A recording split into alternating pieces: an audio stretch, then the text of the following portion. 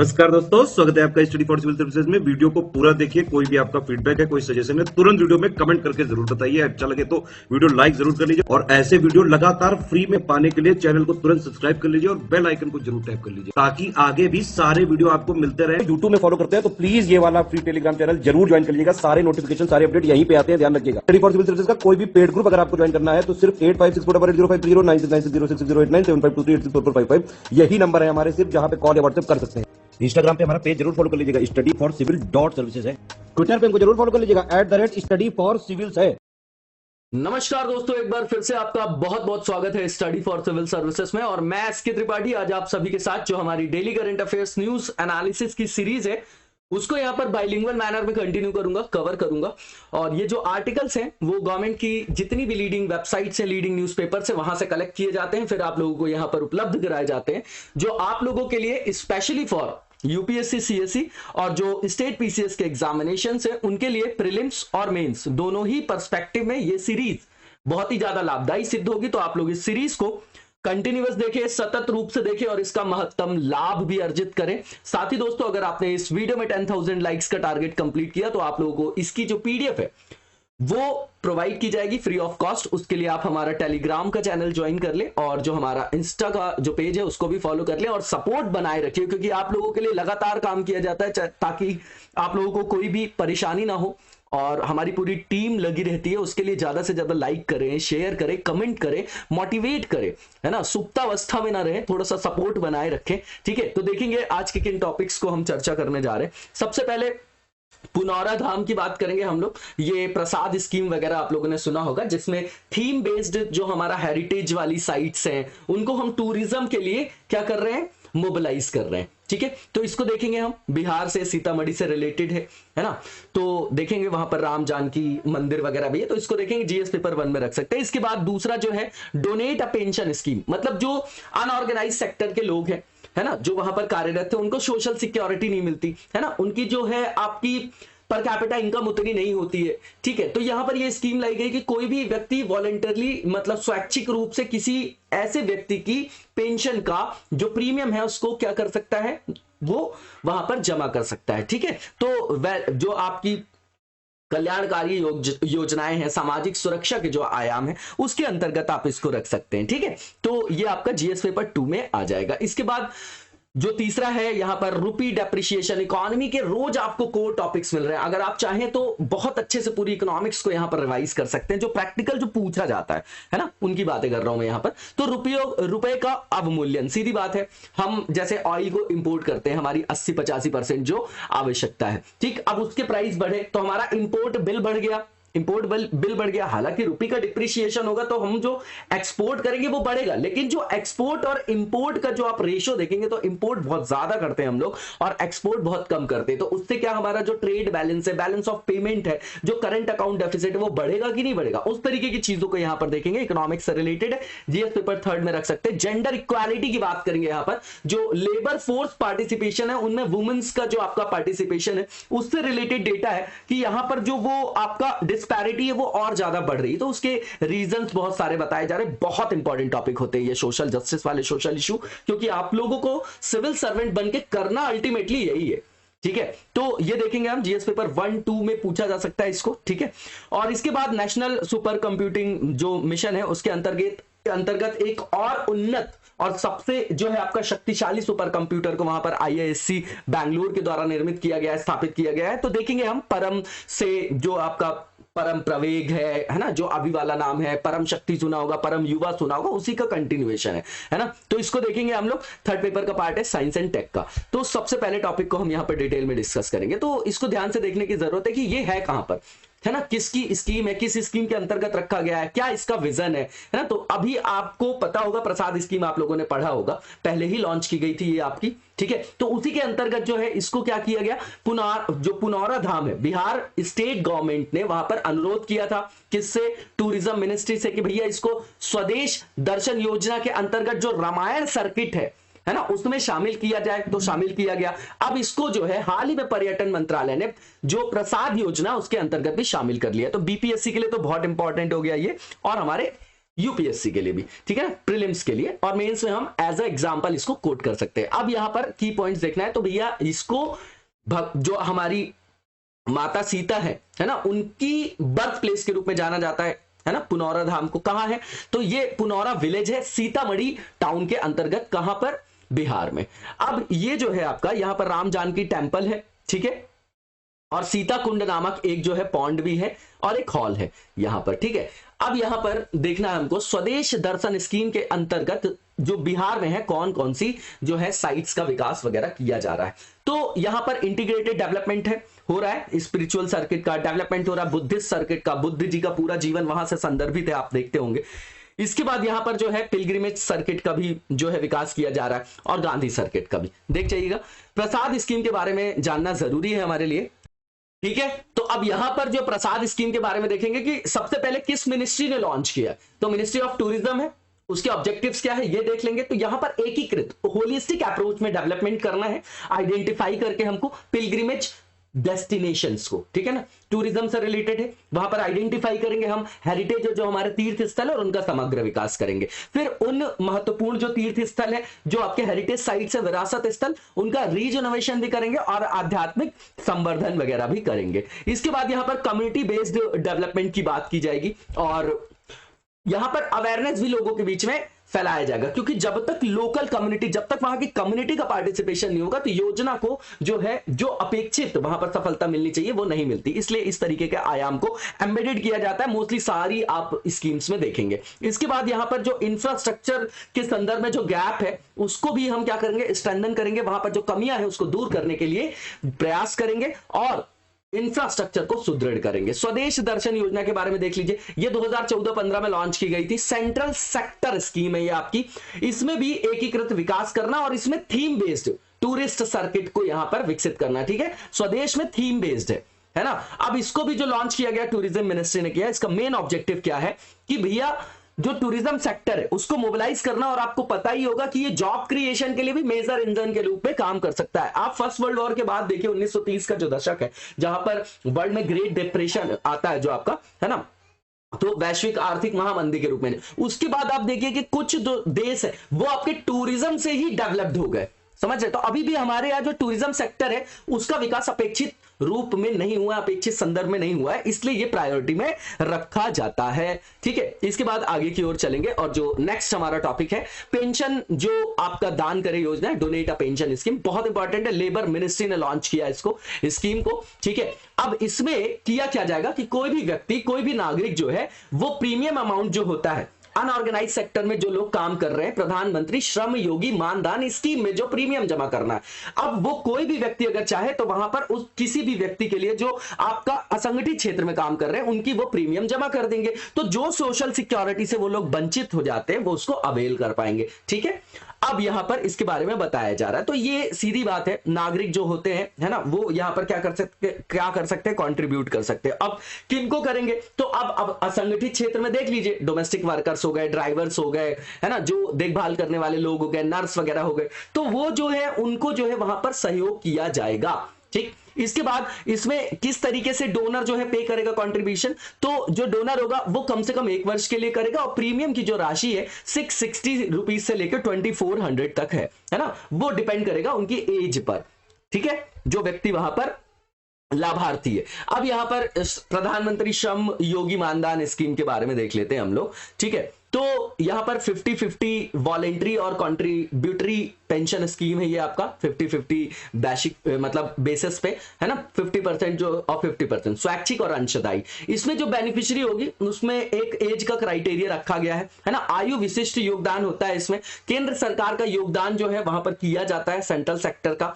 है ना, उसके संदर्भ में, और इसको 2019 में लॉन्च किया गया था। नॉर्मल सी चीज है, बेनिफिशियरीज की एज 18 से 40 के बीच होना चाहिए। असंगठित क्षेत्र के लिए तो वहीं के लेबर्स होंगे, उनको वहां पर उम्र के आधार पर 55 रुपए और 200 रुपए के बीच के प्रीमियम राशि का भुगतान करके प्रति माह जो उनको मिलेगा वो उसमें बताया जा रहा है कि मतलब 15,000 रुपए तक वो अर्न कर सकते हैं ना, ये एक रेंज है ना, और रेंज के हिसाब से उनको फिर अर्निंग होगी, नॉर्मल सी चीज है। अब यहां पर देखिए कि जब व्यक्ति 60 साल का हो जाएगा तो जो पेंशन आएगी लाभार्थी को वो 3,000 रुपए जो है मंथली आएगी, ठीक है। अब इसके लिए क्राइटेरिया ये है कि और किसी स्कीम के अंतर्गत वो कवर नहीं किया जाना चाहिए उसको, ठीक है। मतलब जैसे कि आपका राज्य बीमा निगम योजना है, कर्मचारी भविष्य निधि संगठन ईपीएफओ वाली नई पेंशन योजना, तो किसी के अंदर उसका कवरेज ना हो, कहीं से वो लाभ अवेल ना कर रहे हो, ठीक बात है।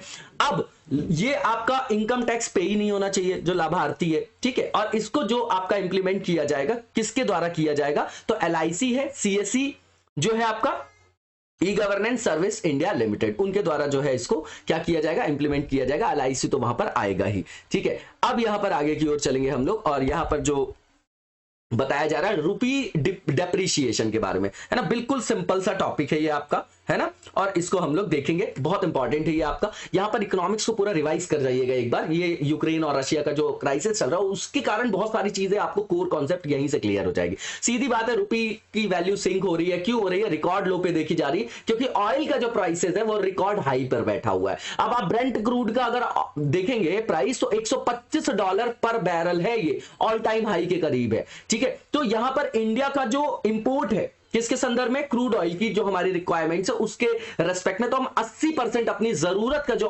ऑयल है उसको इंपोर्ट करते हैं, तो हमारा इंपोर्ट बिल ज्यादा होगा, है ना। तो बैलेंस ऑफ पेमेंट जो है वो क्या होगा, वो हमारे लिए क्या होगा, नेगेटिव हो जाएगा, पहली चीज। दूसरी चीज, हमारा जो करंट अकाउंट डेफिसिट है क्या वो भी बढ़ेगा, बिल्कुल बढ़ेगा, है ना, ठीक है। तो इसको बिल्कुल लेमैन की लैंग्वेज में समझिएगा। अब यहां पर रुपी का जो डेप्रिसिएशन है लाइफ टाइम लो पे है 76.97 पे, डेटा नहीं याद करना है, ठीक। हम जो रुपी के डेप्रिसिएशन को जो आंकते हैं, वैल्यू ऑफ मनी को जो कंपेयर करते हैं किससे, जो आपका वर्ल्ड में एक्सेप्टेड कोई मनी होगा जो डॉलर है, तो उसके रेस्पेक्ट में जब हम इसको देखते हैं तो हमने अपनाया है जो फ्लोटिंग एक्सचेंज रेट को। किसको अपनाया हमने, फ्लोटिंग एक्सचेंज रेट को हमने अपनाया है, ठीक।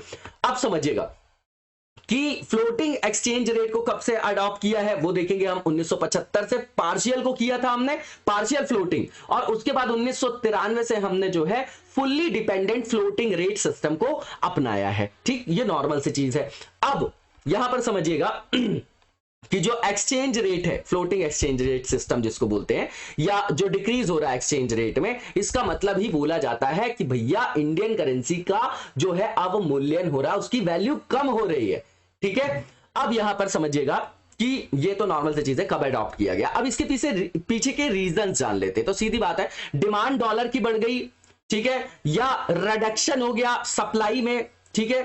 सीधी बात है, महंगी कौन सी चीज होगी, जो आपकी कैसी चीज जो दुर्लभ होती है, ठीक। तो डॉलर की अगर मांग में वृद्धि हो जाए, ठीक, तो मांग में वृद्धि हो जाएगी तो उसका रेट बढ़ जाएगा, या फिर उसकी आपूर्ति में कमी हो जाए, मतलब सप्लाई ही कम हो गई उसकी, तो भी उसका रेट बढ़ जाएगा। कल मैंने अनियन के एग्जांपल से आपको समझाया भी था, ठीक है। अब यहां पर समझिएगा कि अगर इंपोर्ट जो है गुड्स और सर्विसेज का, वो दूसरे देशों में अगर बढ़ जाएगा, ठीक है ना, तो उससे क्या होगा, डॉलर की मांग में वृद्धि होगी, ठीक। इसको ऐसे समझिए कि अगर कच्चे तेल का मूल्य बढ़ गया, ठीक, तो कच्चे तेल के आयात में क्या हो गया, लागत बढ़ गई, जो इंपोर्ट कर रहे हैं उनके लिए वो महंगा हो गया, इससे भी रुपए के मूल्य में गिरावट हुई है, ठीक।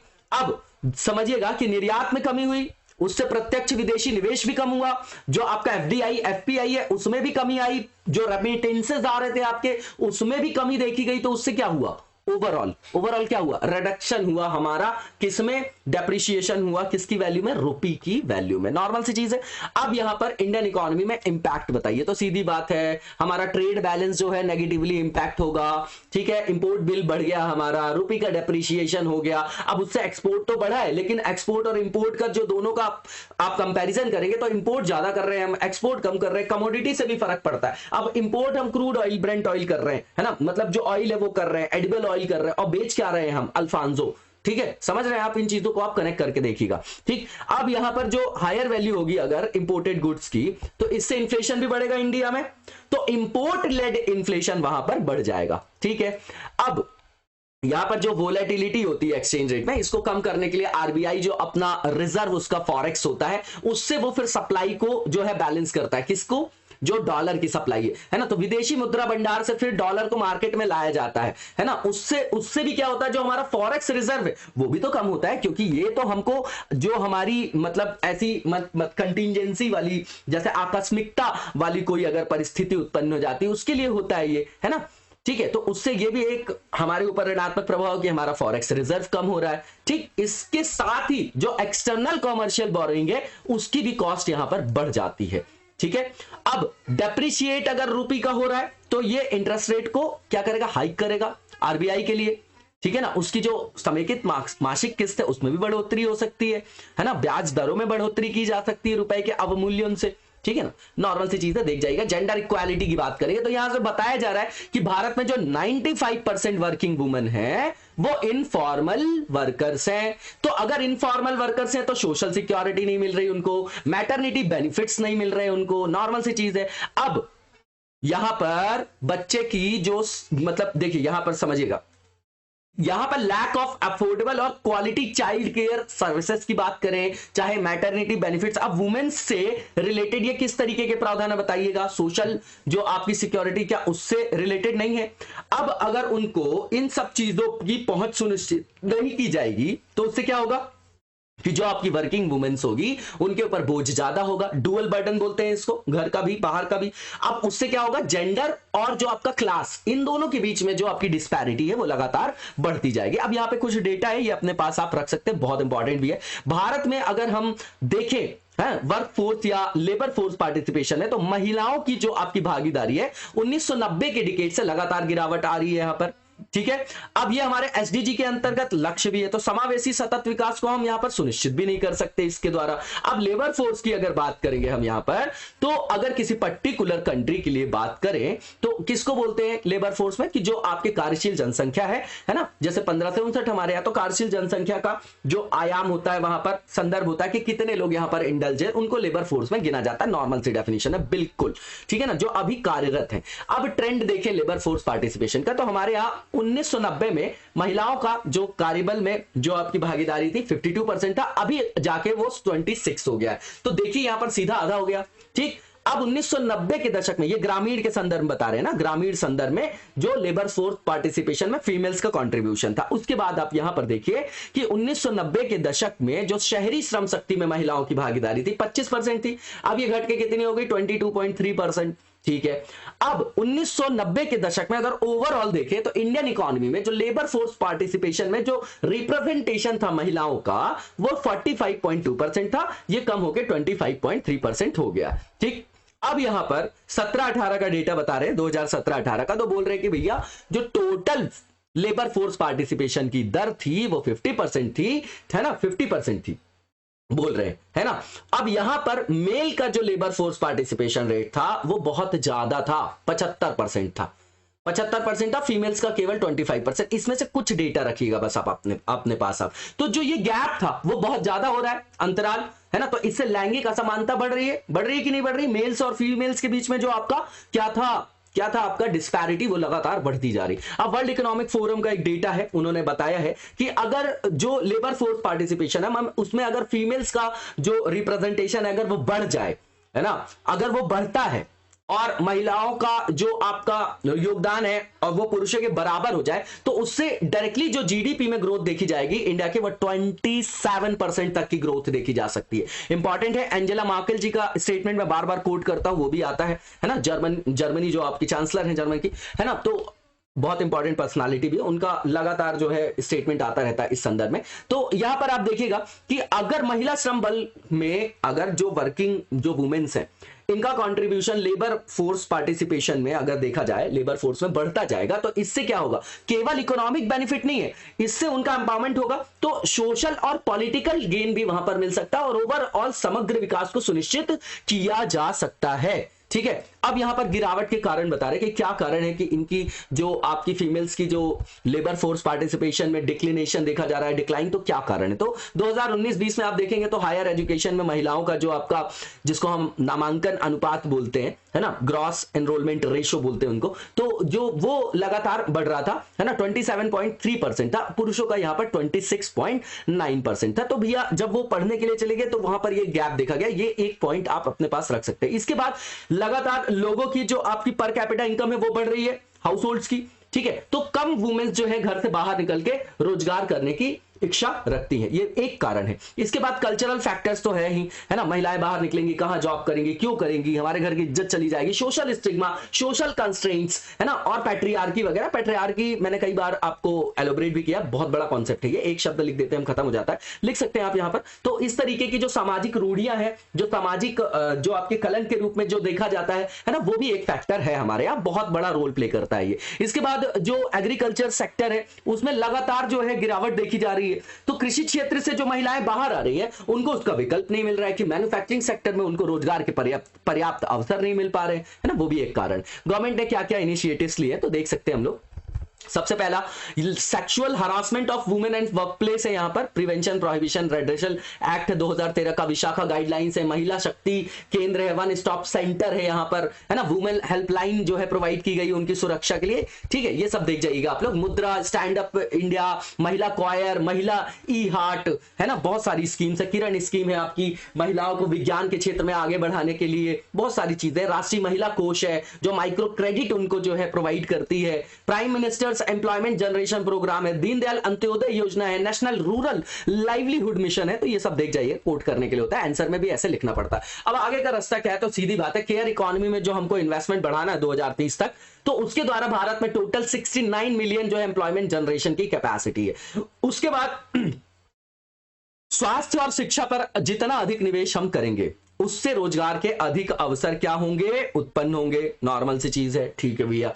इसके बाद यहां पर महिलाओं की बात कर रहे हैं। अब जब महिला ही संतति का जन्म देती है, संतति को जन्म महिला देती है, तो अगर महिला स्वस्थ होगी, महिला का सशक्तिकरण होगा, तो जो नई संतति का जन्म होगा वही तो राष्ट्र के विकास का निर्धारण करेगा, ठीक है। इसके बाद यहां पर गिग प्लेटफॉर्म की बात कर रहे हैं, तो यहां पर फ्लेक्सिबल जो है कई सारे जो है अवसर वहां पर प्रदान किए जाते हैं गिग प्लेटफॉर्म में। तो वो किस तरीके की अवसर को प्रदान करेगा फीमेल वर्कर्स को, कि वो बेटर मैनेजमेंट कर सके अनपेड केयर का, पेड वर्क का, ठीक है। अब यहां पर यूएन ने बताया है कि जो वुमेन है ना, उनका सिग्निफिकेंट प्रपोर्शन है किसमें, हेल्थ केयर वर्कर्स के अंतर्गत, जिसमें मोर देन 80% नर्सेज और मिडवाइफ जो है वो वुमेन है, ठीक है ना। तो और एजुकेशन सेक्टर में प्राइमरी और जो अर्ली चाइल्डहुड जो केयर है उसमें आप देखते हैं कि महिलाओं की संख्या सबसे ज्यादा है। तो यहां पर ज्यादा से ज्यादा उनको रोजगार जो है प्रोवाइड किया जाए, उनको स्किल्ड किया जाए, है ना। इसके बाद डिजिटल डिवाइड को कम किया जाए, उससे क्या होगा, वुमेन्स का जो आपका एम्प्लॉयमेंट का जो रेट है उसमें बढ़ोतरी देखी जा सकती। गिग इकोनॉमी में, गिग इकोनॉमी क्या होती है ये आप लोगों को समझ में आ रहा है, बताइएगा कमेंट बॉक्स में जरा कमेंट करके, है ना। और यहां पर वुमेन्स जो है वो 60 से 80% जो भोजन से रिलेटेड आपका सेक्टर है और 90% जो डेयरी उत्पादन से संदर्भित क्षेत्र है, वहां पर महिलाएं ही वहां पर इंडल्ज हैं, ठीक। तो महिलाओं के सामने आने वाली जो चुनौती है, जैसे क्रेडिट की कमी, उनको क्रेडिट की उपलब्धता नहीं, ऋण की उपलब्धता की कमी, भूमि का जो स्कैटर्ड, जैसे भूमि का विखंडन है, लिंग के लैंगिक अनुकूल, मतलब लैंगिक संदर्भ में, अनुकूलता के संदर्भ में जो उपकरण है उसमें कमी। तो इन सब जो चुनौतियां हैं, ये सब जो आपकी समस्याएं, इनका समाधान करना आवश्यक है, ठीक है। अब देखिए दुनिया भर में हम एसडीजी को, गोल्स को भी अपना रहे हैं, उसके अंतर्गत भी आप देखते हैं राजनीतिक समानता, लैंगिक सशक्तिकरण, आर्थिक समानता, सामाजिक समानता। तो इस सब को जो है मूर्त रूप देने के लिए जो है हमको यहां पर जेंडर गैप को खत्म करना पड़ेगा, पुरुष महिलाओं के बीच इक्वालिटी को बढ़ावा देना पड़ेगा, लेकिन लीगल टेररिज्म जैसी चीजों को बढ़ावा देने की जरूरत नहीं है ना। बताइएगा जरा, ये मैंने कोट किया है कई बार, क्या है इसका मतलब लीगल टेररिज्म का। इसके बाद नेशनल सुपर कंप्यूटिंग मिशन है, तो ये हमारा आईएएससी जो बैंगलोर है उसने अभी परम प्रवेग जो है आपका प्रवेगा उसको स्थापित किया है ना। ये जो हमारा नेशनल सुपर कंप्यूटिंग मिशन है उसी के अंतर्गत ये अगला कदम है हमारा। सुपर कंप्यूटर क्या होता है, जो सबसे एक सामान्य जैसे कंप्यूटर आप देखेंगे तो उसके कंपैरिजन में ये बिल्कुल कैसा है, हाई परफॉर्मेंस, मतलब इसका परफॉर्मेंस जो है ना वो बहुत ज्यादा होगा सुपर कंप्यूटर। तो इसकी जो कंप्यूटिंग की जो टाइम होगी, मतलब पर सेकंड मिलियन से भी ज्यादा जो आपके वहां पर निर्देश होते हैं, है ना, उनको यहां पर परफॉर्म किया जा सकता है ना। फ्लोटिंग पॉइंट जो है इसका पर सेकंड में नापा जाता है। तो इनकी ये समझिए कि स्पीड बहुत ज्यादा होती है, ठीक है ना। अब यहां पर देखिए कि जो आपका सुपर कंप्यूटर है इसमें हजारों प्रोसेसर होते हैं, ठीक है ना। अब ये जो है प्रति सेकंड अरबों खरबों गणनाएं कर सकता है। कंप्यूटर करता है क्या, कंप्यूटिंग करता है, गणना करता है। जापान का जो आपका फुगागू है ना, फुगाकू, क्या नाम है, फुगाकू जो सुपर कंप्यूटर है अभी वर्ल्ड का फास्टेस्ट सुपर कंप्यूटर है, क्या नाम है इसका, फुगाकू। अब ये मिशन के बारे में देख लेते हैं। तो 2015 में स्टार्ट किया गया था, ठीक है। इसके अंतर्गत क्या सेटअप करना था, तो एक नेटवर्क बनाना था जिसमें 70 हाई परफॉर्मेंस कंप्यूटिंग फैसिलिटीज हो। इसका एम क्या था कि इनको जो है नेशनल एकेडमिक से और R&D इंस्टीट्यूशन से पूरे पैन इंडिया में क्या करना, एम्बेडेड करना, है ना। 7 साल का पीरियड जो है इसमें लिया गया था लक्ष्य के तौर पे, और 4500 करोड़ की एस्टिमेटेड जो है कॉस्ट वहां पर लगाई गई थी। कॉस्ट वॉस्ट याद करने की आवश्यकता नहीं है। ये करेगा क्या, तो जो हमारे सरकार का, देश का जो विजन है हमारा सरकार का, digital India, make in India, उसको प्रमोट करेगा। इसको लॉन्च किसके द्वारा किया गया, तो डिपार्टमेंट साइंस एंड टेक वाला आया इसमें, और मीटी आ जाएगी, ministry of electronics and information technology. इसके बाद इसको इंप्लीमेंट कौन कर रहा है और इसका डेवलपमेंट कौन कर रहा है, तो जो centre for development of advanced computing है ये पुणे में है और IISc बेंगलुरु है, ठीक। अब ये लॉन्ग टर्म प्लान है आपका, ठीक है। अब इसके लिए जो है आपका अगले 5 वर्षों में 20,000 स्किल्ड जो आपके पीपल्स होंगे उनकी आवश्यकता है। उनका एक मजबूत बेस चाहिए जो सुपर कंप्यूटर की जो कॉम्प्लेक्सिटी है उसको संभालने के लिए क्या हो, एडेप्टिव हो, है ना, उससे संदर्भित हो, उनको वो क्या कर सके, परफॉर्म कर सके। और इसका उद्देश्य ये है कि इंडिजिनियसली, स्वदेशी आधार पर हम शक्तिशाली कंप्यूटर का विकास करें, उनका निर्माण करें, ठीक है। अब जो राष्ट्रीय सुपर कंप्यूटिंग मिशन है इसी के हिस्से के रूप में IISc बेंगलुरु ने अभी ये परम प्रवेग को स्थापित किया है, और किसी भी शैक्षणिक संस्थान में स्थापित किया गया अभी तक का सबसे बड़ा और शक्तिशाली सुपर कंप्यूटर परम प्रवेग है। ये आपका परम शिवॉय हो गया, ये आपका पहला सुपर कंप्यूटर असेंबल्ड था, जो किया गया था, असेंबल किया गया था स्वदेशी आधार पर, मतलब स्वदेशी रूप से जो असेंबल किया गया पहला सुपर कंप्यूटर, उसका नाम क्या है, परम शिवॉय है। इसको कहां स्थापित किया गया, तो IIT BHU में, ठीक। इसके बाद परम शक्ति, परम ब्रह्मा, परम युक्ति, परम संगणक, ये सब भी स्थापित किए गए। इसके बाद आगे की ओर चलेंगे। नेक्स्ट फेज हमारा MCQ से रिलेटेड है, और यहां पर startup India seed fund scheme से रिलेटेड स्टेटमेंट दिए गए, बताना कौन सा ट्रू है। पहला ये कि इसको लॉन्च किया गया था department for promotion of industry and internal trade, जिसको DIPP बोलते हैं, ठीक है। अब ये ठीक है, पहला वाला स्टेटमेंट। दूसरा, इसका उद्देश्य क्या होगा, तो भैया वित्तीय सहायता प्रदान करना, किसको, स्टार्टअप वालों को, है ना, जिनके पास क्या हो, कंसेप्ट हो, है ना, प्रोटोटाइप, जो उनको विकास करना हो, उत्पाद परीक्षण, बाजार में प्रवेश करना, उनके कमर्शलाइजेशन, व्यवसायीकरण के लिए। तो कुल मिलाकर इस स्टार्टअप को फाइनेंशियल असिस्टेंस के लिए इसको लाया गया। दोनों स्टेटमेंट बिल्कुल ठीक है, इसका आंसर आपका ए हो जाएगा, बोथ आर करेक्ट। इसके बाद जो नेक्स्ट MCQ है हमारा, इससे पूछा जा रहा है कि कॉर्बवैक्स जो वैक्सीन है ना, कॉर्बवैक्स जो आपकी वैक्सीन है उसके बारे में इनकरेक्ट हमको यहां पर जो भी स्टेटमेंट है उसको पिक करना है। सबसे पहले कि कोविड-19 के लिए भारत का पहला स्वदेशी रूप से विकसित जो रिसेप्टर बाइंडिंग डोमेन प्रोटीन सब यूनिट वैक्सीन है, ये बिल्कुल ठीक बात है। इसके बाद इसमें जो है आपका जो अप्रूवल है इसको, है ना, drug controller general of India इसको देती है। तो इमरजेंसी यूज के लिए जो इसको अप्रूवल मिला है किसी इंडिविजुअल के लिए, तो किस एज ग्रुप के लिए मिला है, तो 12 से 18 वर्ष के बीच के लोगों के लिए मिल गई है मंजूरी, ये भी ठीक है आपका, सही है। तीसरा ये कि इसका स्टोरेज जो है 2 डिग्री सेल्सियस से 8 डिग्री सेल्सियस के बीच किया जाएगा, ये भी ठीक है। और तीसरा ये कि ये डबल डोज वैक्सीन है ना, जिसको एडमिनिस्टर्ड कैसे किया जाता है, तो इंट्रामस्कुलरली है ये आपका, ठीक है ना, ये याद रखिएगा। चारों स्टेटमेंट सही है। पूछा जा रहा है कि इनकरेक्ट बता दो, तो कोई भी आपका इनकरेक्ट नहीं है, इसलिए नन ऑफ द अबव हो जाएगा इसका आंसर। इसी के साथ आज के वीडियो को यहीं पर विराम देंगे, नेक्स्ट वीडियो में कंटिन्यू करेंगे। तब तक लगातार जबरदस्त तरीके से पढ़ते रहिए और आगे बढ़ते रहिए। Thank you so much, best of luck.